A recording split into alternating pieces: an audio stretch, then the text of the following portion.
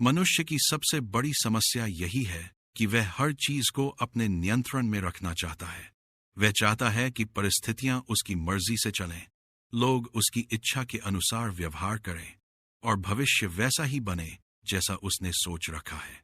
लेकिन जीवन कभी किसी की इच्छा से नहीं चलता। जीवन अपनी धारा में बहता है और जो इस धारा के खिलाफ जाने की कोशिश करता है उसे केवल पीड़ा मिलती है।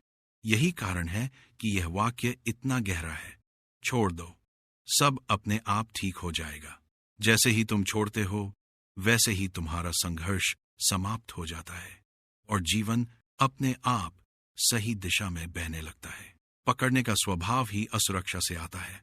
हमें लगता है कि अगर हमने छोड़ दिया तो सब बिगड़ जाएगा, लेकिन असल में उल्टा होता है। जितना हम पकड़ते हैं उतना ही चीजें टूटती हैं और जितना हम छोड़ते हैं उतना ही सब कुछ सहज और संतुलित हो जाता है।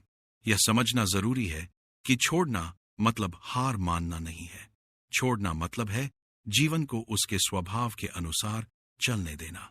यह विश्वास करना कि अस्तित्व तुम्हें वही देगा जो तुम्हारे लिए सही है। यह सक्रिय विश्वास है। यह भरोसा करना है कि अगर मैंने पकड़ छोड़ी तो जीवन मुझे संभाल लेगा। यही भरोसा हमें गहरी शांति देता है।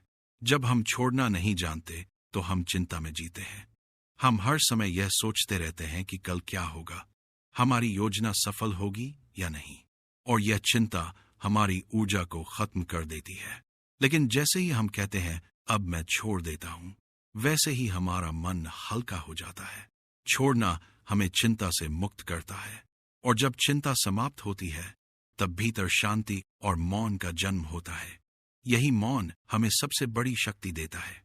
छोड़ना हमें भीतर की उस गहराई से जोड़ता है जहां कोई डर नहीं है। डर हमेशा पकड़ से जुड़ा होता है।